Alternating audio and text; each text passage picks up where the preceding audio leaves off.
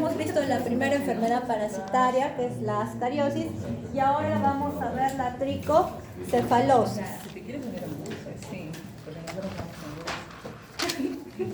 Entonces, chicos, ya la tricocefalosis es una parasitosis, también es otra geohelmintiasis.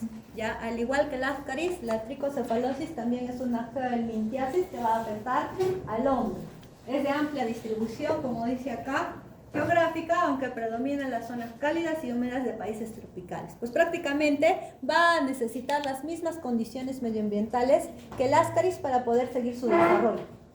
El agente etiológico, entonces, que en este caso de la tricocefalosis es el Trichuris trichura, así se llama el parásito, pues se va a localizar ¿en dónde? En el colon. Entonces tengan presente, estos parásitos tienen diferentes localizaciones, ¿no? El ascaris, ¿dónde se localizaba? En el intestino delgado, ¿sí? En cambio, el agente etiológico de tricocefalosis, que es el Trichuris trichura, se va a alojar en el intestino grueso, en el colon.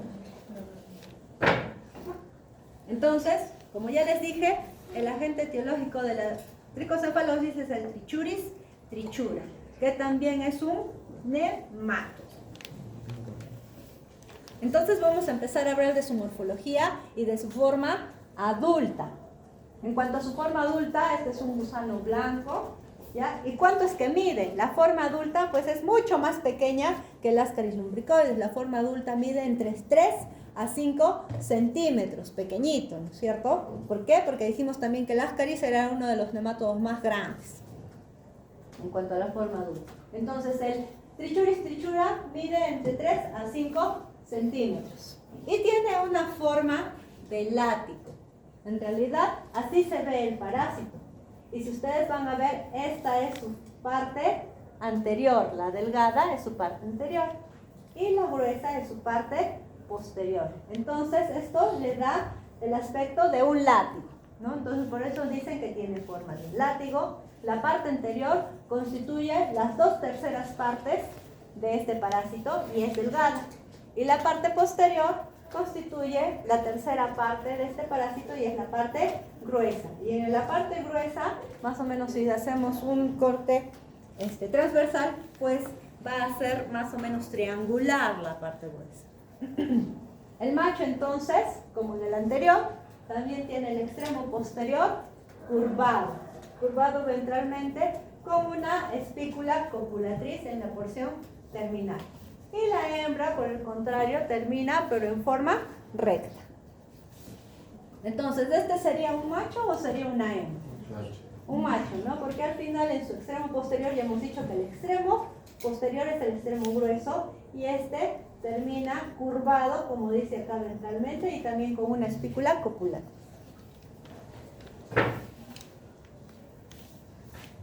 En la forma adulta, en la parte anterior o delgada, presentan un pequeño estilete. En la parte anterior van a presentar un pequeño estilete. El otro presentaba una boca como con 3 labios, ¿no?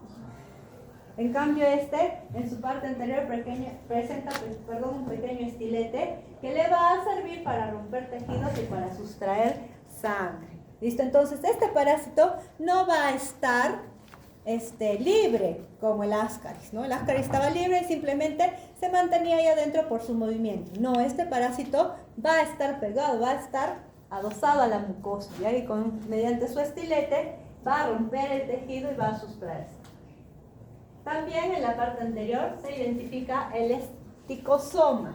Es un grupo de células, de esticocitos, que son células glandulares que producen enzimas, ¿no? Unicelulares, en forma de disco y están superpuestas alrededor de todo el esófago. Eso en cuanto a su parte anterior. En cuanto a su parte posterior, que es la gruesa, la que ya vimos en la imagen, contiene el intestino y el aparato reproductor. Entonces la parte anterior que contiene la boca, el estilete, el esófago y los esticocitos que al final forman alrededor del esófago el esticosoma, ¿no? Que son células glandulares, producen enzimas. En cuanto a la parte posterior, pues contienen el intestino y el aparato reproductor. En la hembra va a haber un ovario, un oviducto, un útero, vagina y la vulva, situada entre la parte delgada y la parte gruesa. Entre la parte delgada y la parte gruesa va a estar la vulva. Y en el macho tienen estos dimorfismos sexuales, es decir, tenemos macho y hembra. En el macho tenemos un testículo, conductos deferentes, conducto eyaculador y la espícula, que es con lo que termina, ¿no? En su extremo posterior. Y el ano en ambos sexos, que es terminal.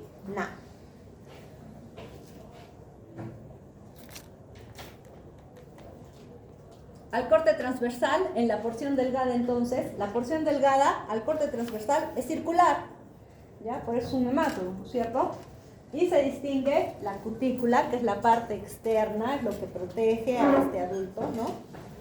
La parte externa, la cutícula, la hipodermis, la capa muscular, el pseudoceloma y los esticocitos, ¿no? Que formaban el esticosoma alrededor del esófago.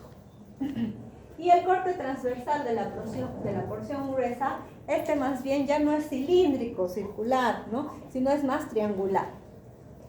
Se distingue entonces igual la cutícula, la hipodermis, la capa muscular, el pseudoceloma, pero acá ya tenemos al intestino y a los órganos reproductores. Entonces acá tenemos imágenes del trichuris trichura, ¿no? Como dijimos, o como dije, tiene, o también le dicen que tiene la forma de un látigo, ¿no? Una porción delgada que va a ser la anterior y una porción gruesa que va a ser la posterior. En este caso, este sería un macho por la terminación del extremo posterior curvado, ¿no? ¿Este qué sería? ¿Una hembra o un macho? Una hembra, ¿no? Porque termina en una forma recta. Y este sería igual un macho. Igual termina en forma curvada. Y al final presenta su espícula copulatriz, ¿no?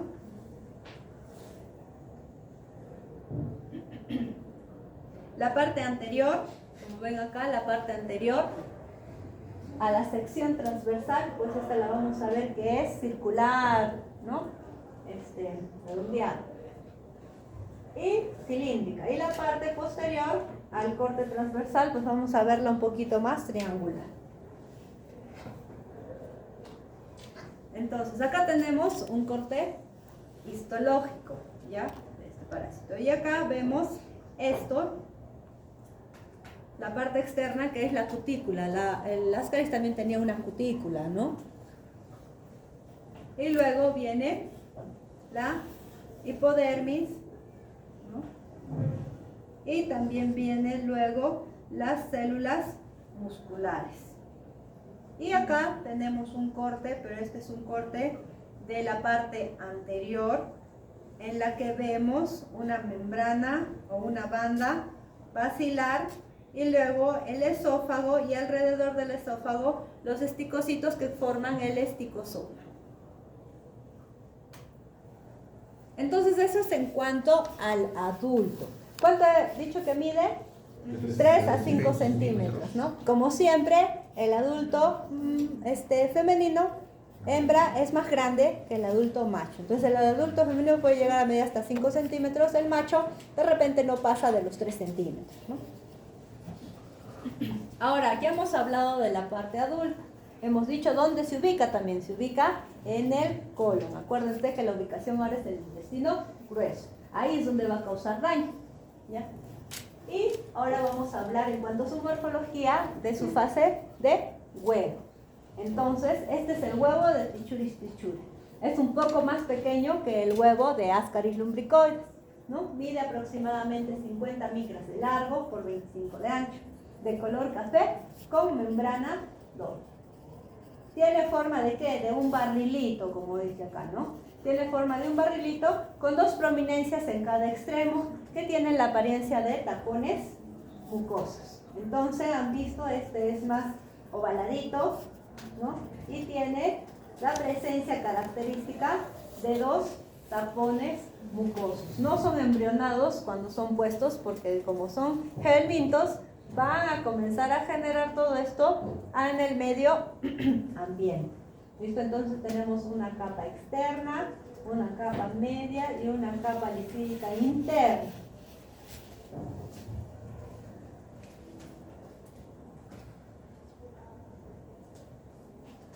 Entonces acá tenemos estos huevos. Han visto que son más alargaditos, son más pequeños que el de Ascaris, ¿ya? Y acá tienen la presencia de los dos tapones mucosos, ¿no?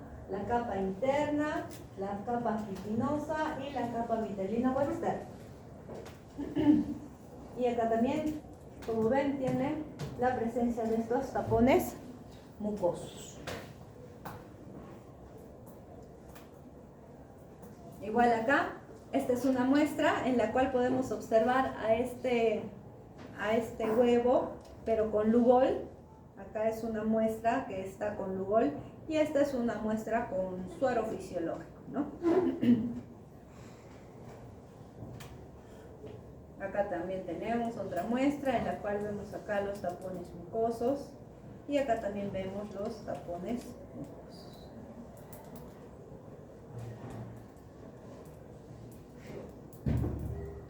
Acá vemos una muestra, pero es un corte histológico y es un corte histológico de una hembra adulta de Trichuris trichura, ¿no? Como dice acá, un corte transversal, más bien, de Trichuris trichura, ¿no? De un adulto de Trichuris trichura. La coloración que hemos utilizado es con hematoxilina eosina, ¿no? ¿Y qué podemos observar? Como dice acá, numerosos huevos. Entonces acá nosotros vemos, y todo lo que ven acá, todo lo que está acá adentro son los huevos de este parásito. ¿Listo? Y acá hay una amplificación de esto y los estamos viendo, ¿no? ¿Se acuerdan que les decía como unos barrilitos y que a los extremos tenían esos como una especie de tapones mucosos? ¿Listo? Entonces ya hemos visto la morfología. Y en cuanto al ciclo de vida, ¿cuál es el ciclo de vida? ¿Cuál va a ser el mecanismo de transmisión? Igual fecalismo, ¿ya? ¿Cómo es que nos vamos a infectar? El mecanismo de infección con agua, igual manos o comida contaminada ¿con qué? Con estos huevos de Trichuris trichura, ¿no? Entonces, ¿dónde es que se va a alojar el adulto? En el intestino grueso, en el colon. Aquí se va a formar el adulto, tanto hembra como macho.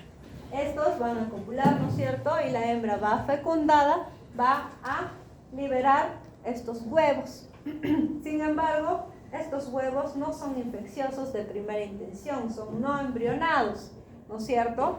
Y luego estos huevos van a caer al medio ambiente adecuado. Igual que Ascaris necesita un suelo arcilloso, una temperatura cálida, una humedad bastante alta y también sombra para poder seguir. Entonces son huevos no embrionados que luego con las condiciones medioambientales adecuadas van a pasar a tener su embrión y llegar hasta larva L1.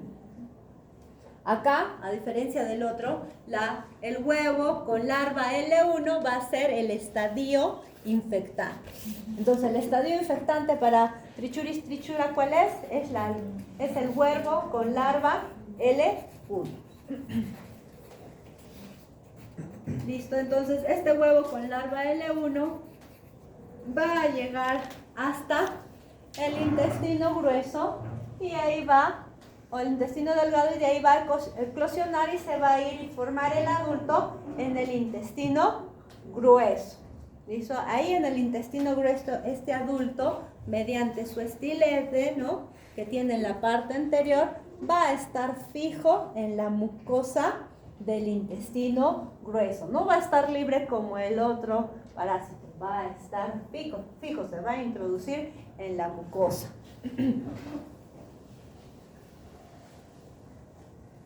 Entonces, dentro de la patogénesis, la principal patología proviene de la lesión mecánica, ¿no? Va a estar fijo y va a dañar la mucosa del intestino grueso. Esto entonces, al introducirse la parte de la porción anterior en la mucosa del intestino grueso. Es una lesión traumática que causa inflamación local, edema y hemorragia. El parásito también se va a alimentar ¿de qué? De sangre. Entonces, va a ir consumiendo sangre. El parásito de eso se va a alimentar. Entonces, esta lesión que va a ocasionar, ¿esto causaba ascaris? No, estaba libre, ¿no? Sin embargo, este sí daña la mucosa porque se aferra a ella, se introduce en ella, ¿no? La parte anterior y causa esta inflamación, edema y también hemorragia. En los niños con infecciones crónicas produce también una hipersensibilidad, pudiendo provocar un aumento de la IgE y también de los eosinófilos. En la mucosa del colon se han encontrado entonces elevadas cantidades también de histamina y de mastocitos.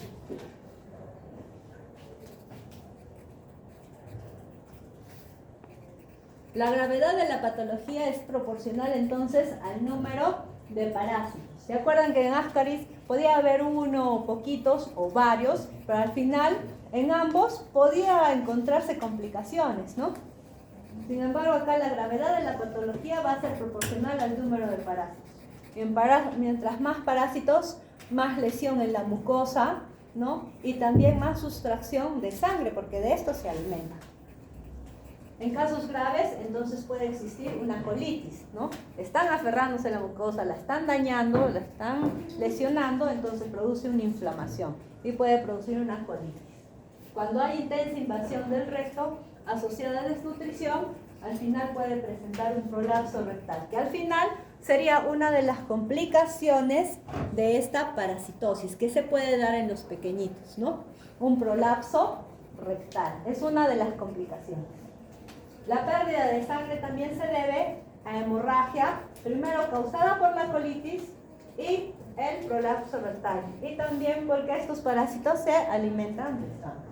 Ocasionalmente los parásitos pueden introducirse también en el apéndice y poder causar apendicitis. Como hemos dicho que están en el colon, pueden también introducirse en el apéndice y causar apendicitis. ¿Cuánto hemos dicho que miden? 3 a 5 centímetros. Entonces también pueden estar allí. En cuanto a las manifestaciones clínicas, tenemos infecciones leves y en personas con buen estado de salud, pues también de repente no vamos a tener ningún síntoma. Las personas con infecciones intensas, por el contrario, sí van a poder presentar un dolor tipo cólico en fosa ilíaca derecha, que podría pensarse que puede ser una apendicitis también, ¿no? Hay una masa inflamatoria en la región iliocecal.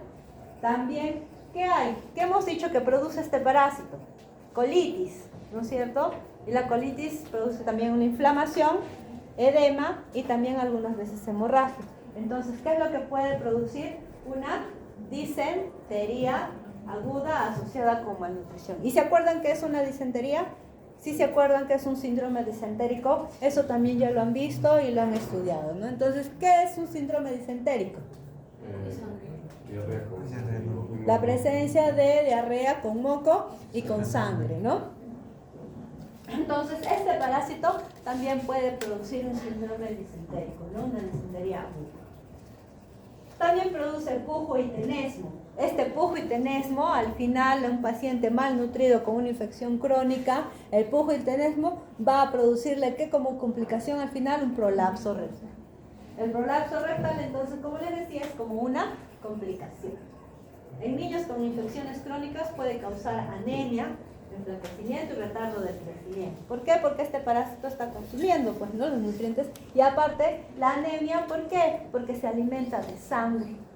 Entonces, poco a poquito, muchos parásitos y por mucho tiempo, pues, van a, al final, causar esto en los niños, ¿no? Un retardo del crecimiento, enflaquecimiento, y también les pueden provocar un cierto grado de anemia. Estos parásitos, ¿cuánto viven? Viven aproximadamente como adultos entre 1 a 7 años. Entonces es bastante tiempo que pueden vivir, ¿no? Entre 1 a 7 años. Para que estos parásitos también, una vez que los huevos hayan caído al suelo y estos ya se conviertan en... Hola. Ay, así. Buenas tardes, chicas. Directora del grupo.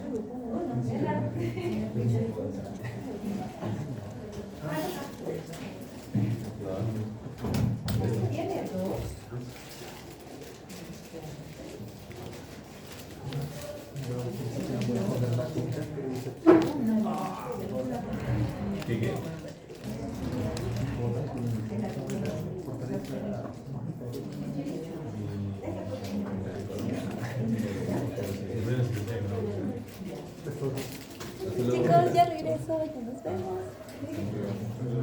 Listo, entonces, como les decía, dentro de las manifestaciones clínicas, pues podemos tener un síndrome disentérico, pujo y tenesmo como complicación, podríamos tener un prolapso rectal, y en los niños pues una infección crónica ya de este parásito causar anemia, enflaquecimiento y retardos del crecimiento. Les dije o les estaba diciendo de que como adulto pues vive entre 1 a 7 años, ¿no? Y que cuando estos huevos salen y para que estos huevos puedan ser infecciosos, pues más o menos pasa entre 15 a 30 días. En cuanto al diagnóstico, esta es una parasitosis entérica, ¿no? Entonces el diagnóstico se hace por la identificación de los huevos en las heces. Hemos visto que también las manifestaciones clínicas en realidad de los enteroparásitos en general pues son muy vagas y muy inespecíficas, entonces simplemente por una sintomatología pues no se puede saber. Sin embargo, el hallazgo ya en las heces de estos huevos pues nos da el diagnóstico. Entonces, tenemos, como les decía, el parasitológico directo, el parasitológico seriado, pero también los métodos de concentración que nos pueden ayudar, tanto el Telemann o el de Faust, y también los métodos o el método cuantitativo de Kato-Katz nos puede ayudar para ver la intensidad de esta parasitosis. Puede ser tanto acá como en el de Ascaris, ¿no? Ver cuántos huevos por gramo de heces tenemos, ¿no? Cuán intensa es esta parasitosis. La rectosigmoidoscopía permite observar los parásitos localizados en la mucosa. Si hacemos una colonoscopía, ¿no? Una rectosigmoidoscopía, el parásito ¿cuánto mide? 3 a 5 centímetros. Entonces visualmente lo podemos ver, ¿no? Con el colonoscopio podemos ver a estos parásitos que están metidos o aferrados a la mucosa, ¿no? A la mucosa intestinal. Entonces acá tenemos una imagen en la cual vemos que durante una colonoscopía, como dice acá, esta es la mucosa, ¿no? Colónica, y acá vemos esto. Esta parte es la parte gruesa del parásito que está salida porque la parte que se introduce y que daña es la parte anterior.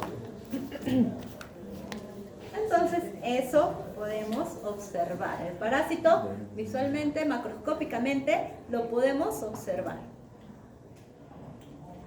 En cuanto a la epidemiología, pues es muy parecida a la de Ascaris lumbricoides. Las zonas que son endémicas son zonas tropicales y subtropicales en el Perú, sobre todo en la selva, en un 40-60%, ¿no? ¿Cuáles son los factores que dependen del hombre y que favorecen que esta infección se siga dando? Igual, el fecalismo, ¿no es cierto? No lavarse las manos, no beber agua potable. Y los dependientes del parásito, pues, son su longevidad, son bastante o viven bastante tiempo, ¿no? De 1 a 7 años los adultos. Y también la resistencia de los huevos en el medio ambiente. En cuanto a profilaxis, ¿qué medidas preventivas debemos de tener para evitar de que esta parasitosis se siga propagando? Debe indicarse de defecar en letrinas, lavarse las manos antes de las comidas, evitar que los niños se lleven las manos a las bocas después de jugar en el suelo. Imagínense, estos niñitos juegan en el suelo, están,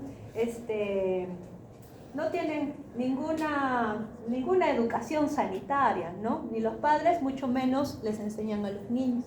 Entonces ellos no saben, ni los padres tampoco saben que se pueden parasitar. Entonces, evitar que los niños se lleven las manos a la boca después de jugar en el suelo y tomar agua hervida o tratada.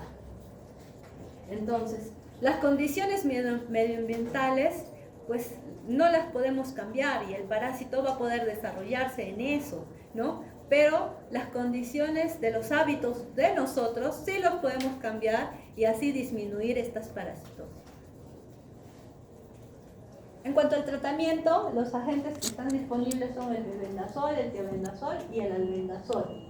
El mebendazol, por ejemplo, 200 miligramos 2 veces al día por 3 días es la dosis que se puede dar.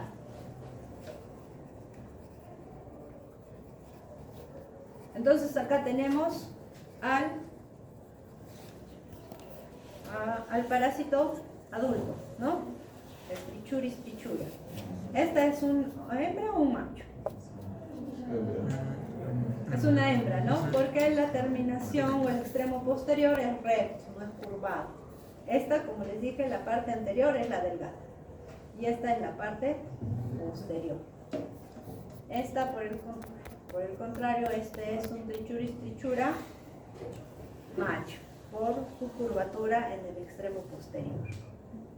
Que hemos dicho que tiene forma de látigo, ¿no? Una parte anterior que abarca sus 2/3, delgado, y otra parte posterior que abarca 1/3.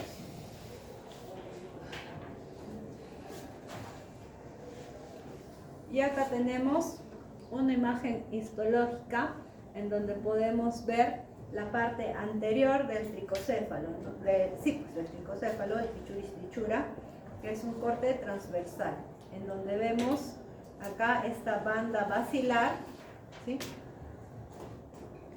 Y acá vemos alrededor del esófago el esticosoma.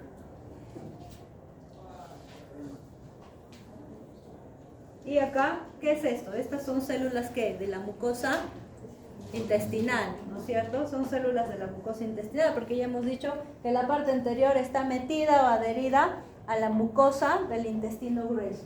Y acá, que ya se está escapando, son las glándulas de Lieberkühn, ¿no? Son las glándulas que tenemos en el intestino. Y acá tenemos un infiltrado también. ¿Qué es lo que da? También un infiltrado inflamatorio con aumento de IgE y de eosinófilos, ¿no? Vamos a encontrar también mastocitos. Y acá tenemos una imagen de ¿qué? De un huevo, ¿no? Esta es una imagen de heces vista con Lugol, por eso el color medio amarillo, medio café, más o menos se torna a este color el huevo con el Lugol. Y tenemos que es como una especie de un barrilito con dos tapones mucosos, ¿no? Y tiene las 3 capas, ¿no? Una externa, lipidina, una media, quitinosa y una interna lipídica.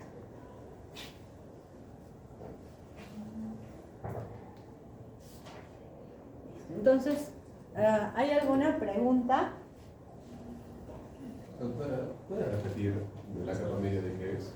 Quitinosa. Ah, quitinosa. La quitinosa. Esa es así. Y la lipídica es la interna, ¿no? Esta no es proteica. La proteína es cansada. Proteína, ¿no? Proteínas. ¿Cómo? No le entendí muy bien lo del esticosoma.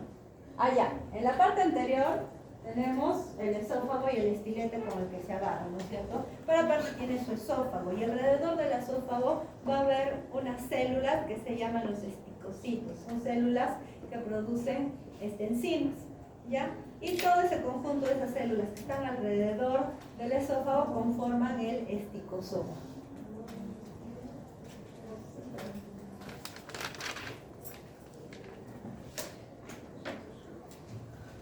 Bueno, entonces vamos a pasar a ver